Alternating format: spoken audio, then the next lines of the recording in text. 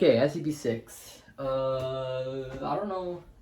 I'm gonna just honestly just look at the review pack. Where my pack? Oh yeah, right here. I'm gonna go over SEP6 real quick. I don't know if this is something people really need or whatever, but might as well just go through it. A lot of it is just understanding conceptually some things. So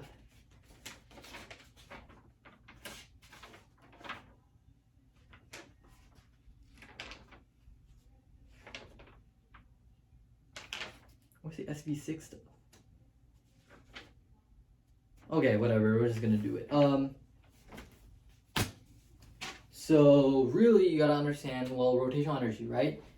One explanation thing could be like, hey, what is gonna have more, like K versus K rod? If you have a solid sphere versus a hoop at the end of the ramp, which one's gonna have? And if they have the same UG, which one's gonna have more K rods versus K? What's that fraction gonna look like? Well, the hoop is gonna have less K at the end because it's gonna lose and it's not gonna be moving as fast. So the sphere is gonna have more K. So in order for UG to equal K plus K rod, right? The hoop has, or the sphere has more K, so it's gonna have less K rod. Same deal here, right? The sphere has more K, so less K rod.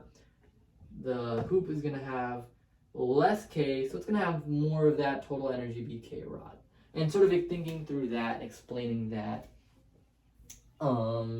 you know, that's really important to sort of understand. I'm trying to think what else. Really just explaining conservation of angular momentum stuff. So if you have like, you know, I'm spinning, I'm gonna pull my arms in, what happens to my angular momentum in Y?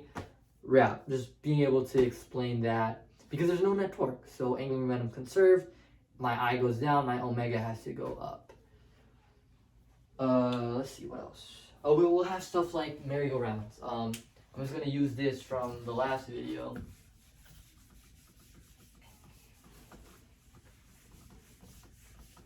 If you're gonna have something like this where it's spinning clockwise and then you throw a ball, okay, for the whole system, the ball, you, and the wheel, angular momentum is conserved. There's no net torque, but what is gonna happen to the merry-go-round's angular speed? Well, when you throw it, if we're talking about the person in the wheel, there's a net force, right? Because you're throwing the ball, equal and opposite force on you, and that is going to cause a force this way, right? So we'll kind of erase this arrow. You're going to have a force that way up, and it's going to create a torque in the opposite direction of rotation. Your omega is going to slow down, right? Because you're having a net torque, so your angular momentum is going to decrease because it's in the opposite direction. Being able to explain stuff like that. There's also questions about like, there's also going to be questions about like, you know, so this is on a quiz, so I might as well just go over it. Teachers, I hope this isn't breaking any rules. If you have like a bike, okay, I don't know what I'm drawing. So if you have a bike, right, and you're overall, so like you're rotating this way, what should you do to stop, like to reduce that rotation? It's sort of the idea of like, okay, I know I have initial angular momentum is going to be, I don't know, 10. Let's just say 10. And then the initial angular momentum is like 10 clockwise. I need to rev up my wheels clockwise. Why? Because if you increase this by +2, let's say you increase the L for the wheels by +2 by revving it up, then L initial has to equal L final. So if you have 10, and then let's say there's like +2, right? So we'll do it like this. I don't know how to kind of show it mathematically. Let's say for the whole system, the change in L needs to be 0. So if you have a change in L where the wheels increase by 2, then something has to compensate. You only have clockwise angular momentum. If your wheels go more clockwise, your whole bike is going to go less clockwise. It's gonna lose some angular momentum. It's the same thing of like when you're falling, you want to push your wheels. You want to like move your hands in the direction of rotation. You don't want to do is like, because then you're gonna fall away more. I look really stupid doing that. So hey, the things I do for you guys. But I mean, it's really just explaining stuff with conservation of angular momentum. I'm trying to think what other explanations could there be. Explaining energy, explaining graphs. So like that's another thing, right? You have to be able to explain the graphs. For explaining graphs, literally just write down what you're thinking. If you're thinking like, okay, for the energy versus time, each time interval, there is more change in y, so there's more change in UG. Write that down, right? That's just modeling your thinking. There could be an experimental design. So just for experimental designs, just read through it, I guess. I mean, like, if it's saying write a procedure to find L, or like find angular momentum, you know that you're going to only be able to measure theta, time, and distance. How you get those three things to L? Because I know L, and like mass, sure. Because I know L is going to equal I omega. And let's just say it's a disk, so it's like 1/2 mr squared times omega.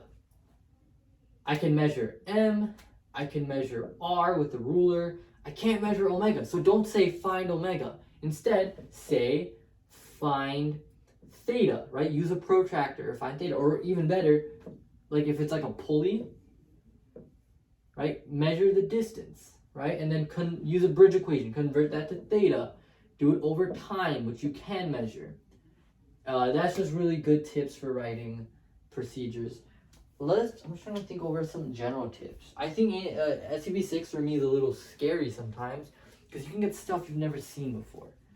You've got to understand the physics well enough so that you can explain it.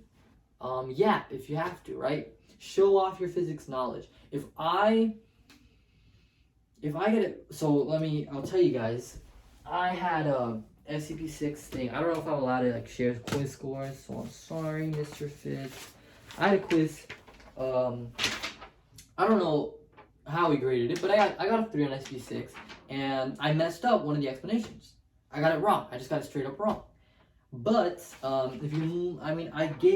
showed off a lot of my knowledge, right? I showed off that okay, what happens in angular momentum, it's going to change because there's a torque. What direction is it? And this is kind of the mistake I made. I said the torque was in the wrong direction. I said it was clockwise. Or I said it was counterclockwise. It's a clockwise torque. But I said the torque is in this direction, so it's going to change the angular momentum by increasing it because it's already going in that same direction or whatever. Just explain well. Show the grader that I know a lot of physics, so even if you get something wrong, they're still accounting for all the good things you said. It's all about showing evidence, just being strategic, expect the unexpected. I think you're gonna be great then. Yeah, that's my SEP advice. I'm sorry if this is short. I got other stuff to study. Pre-calc, shout out to the PCH students. I have English and I have human geo, so yeah, I'm sorry about that. But hopefully this was at least a little bit helpful. Thank you for watching.